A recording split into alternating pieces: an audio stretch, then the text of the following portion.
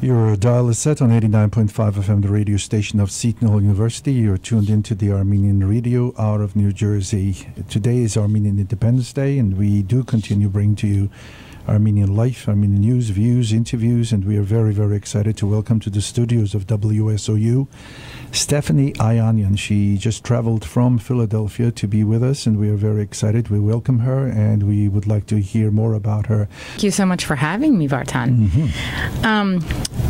Last April 24th, I was sitting on my couch, and I thought, I wonder if anyone's making a documentary for the 100th anniversary of the genocide.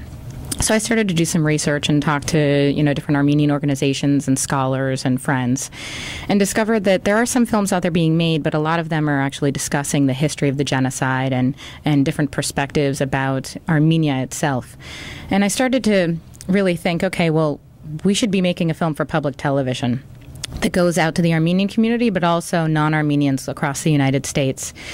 So I thought, well, what should that really be? Because there have been really successful and wonderful films about the history of the genocide already, and I don't want to redo what's already been done. So I spoke, actually, my husband's cousin is a scholar, Ani Bakalian, at CUNY in New York. And so I started talking to her, and we talked about, something that's lacking 100 years later. And we discovered that, one thing that we really think I think should be celebrated is the idea that we're still here 100 years later. We're in the United States. We're thriving. And we're business owners. We're lawyers. We're doctors. We're filmmakers. We're artists. We're writers. We're, nurses and mothers and fathers. And we're raising our children in the Armenian tradition with the culture. And I thought, let's really show people and share with them who we are, where we come from, and what we can do in the future. At the same time, I thought, should this really be a celebration only? What should we do? And so, of course, for the non-Armenian audience, we're going to give a small primer on the genocide so that people understand what happened to our people, the history of our people, and often why we ended up in the United States. But then I also started to think, let's celebrate our culture now in the United States, but also let's question, what does it mean to survive? After getting content advisors on board, story content advisors who help us shape the idea of what we're doing, author Peter Balakian has become involved. He actually recommended genocide film scholar Donna Fries out of Australia. And then, of course, Ani Bakalian is helping us from CUNY. But Donna Fries suggested, the trauma of survival lasts through the generations. And so even though I personally am a third-generation Armenian American, I live with the trauma of being a survivor of the genocide. My grandmother told me bedtime stories of what she went through during the massacres and the death marches and growing up in the ghettos of Marseille. And she talked to me about what it meant to come to America and reestablish her family. And so I grow up with a certain perspective on what it means to be Armenian because of hearing her stories of the genocide and also hearing her stories of what it meant to struggle to become successful in America. And multiple generations in, after you've lived here, very often, as immigrants know, multiple generations in, you continue to become more and more successful. And one thing that also happens is we often lose our culture and we lose our language. I, for instance, was not raised speaking Armenian in the home. My grandmother was very frustrated about that. But I have now married a man who grew up speaking Armenian in the home, and my daughters will speak Armenian. And so what does it mean, for the future generations that are growing up in America? And I want the film to look at that. What challenges do we face as an Armenian community in the United States? What challenges do we face moving forward? Are our children going to continue speaking Western Armenian, Eastern Armenian? Are we going to lose our language? Western Armenian is considered a, dying language. Are we going to keep it? Are we going to keep the cuisine and the dancing and the music and the arts? Are we going to keep all of the elements of culture alive? And these are things that I want to look at. What is it going to take? Tell us who you are and how did you get into this and the team you work with. Thank you. Yes. So I actually started off filmmaking in undergraduate school at Penn State University in central Pennsylvania. And believe it or not, I actually started because my freshman year I was sitting around and I didn't know what to major in. And my roommate said, well, you do complain about a lot of movies not being that good. I think they have a film program here. That's a good story. So I immediately enrolled in film classes and found my true passion. And so I completed my undergraduate degree in film and video at Penn State in 1998. Then I worked a little bit in the industry. I got my dream job right out of college, editing for the X Games for ESPN in San Diego. So I moved to California and had a really fun life doing that for a little while. And, moved through different careers and different things. And ultimately, I became an educator. I was teaching elementary school out there, and I thought, I miss making films, and I really love teaching, so how can I marry those two things together?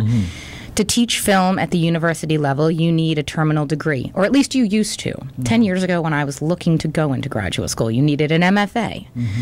So I looked for the best documentary film program in the country.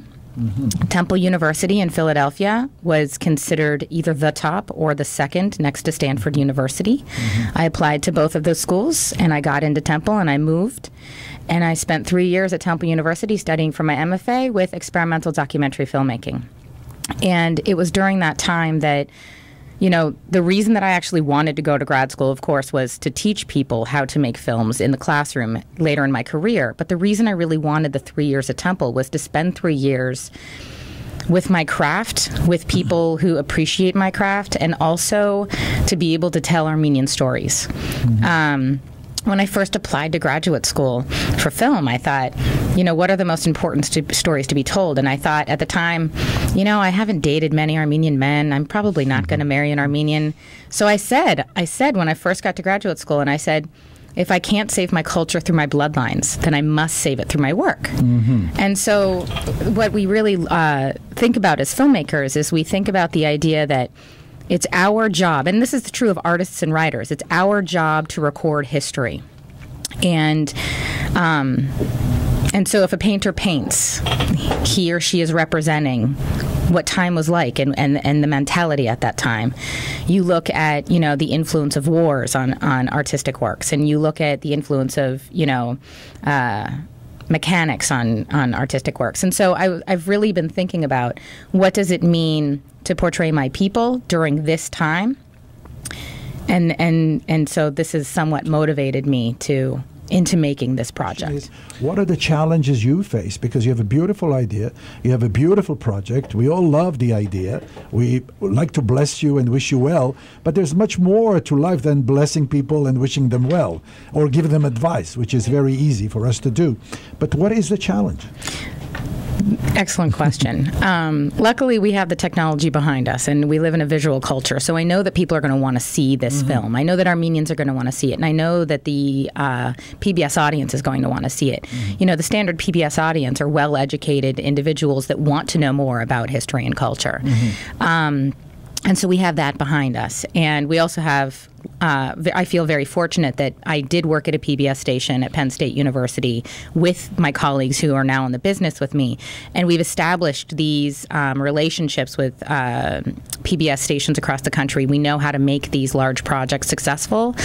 And we don't have any concerns about that. So for that we feel lucky. Honestly, the biggest challenge that we face in making this film, let me guess, funding.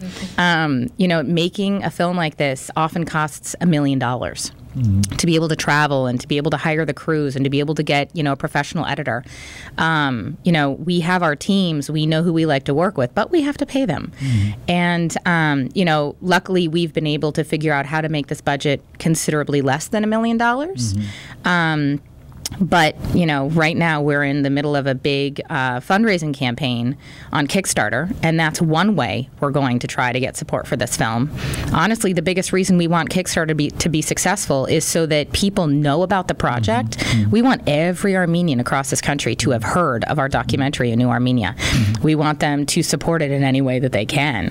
And the other thing is that the more people that support us and know about our project, the foundations will understand that they need to get behind this. A lot of the films that come out on PBS actually have foundational support. So nonprofit organizations in the communities support these films that are being made. You know, before you see a film, you always see a title card that comes up and it says, you know, this program brought to you by the blank foundation. And so it's those foundations that are going to help us make this film. We have to have major foundational gifts. You know, Stephanie, obviously there's a lot we can discuss with you, and we have time constraint. My question to you is, if I Google a new Armenia documentary, will something come out?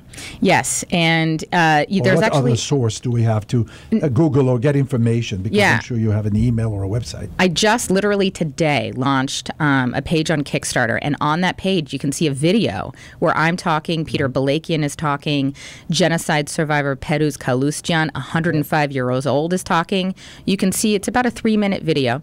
If you Google Kickstarter, A New Armenia, you will find our project come up, and you can see the little short video and find out a little bit more about us. Beautiful. Stephanie, is there anything in closing?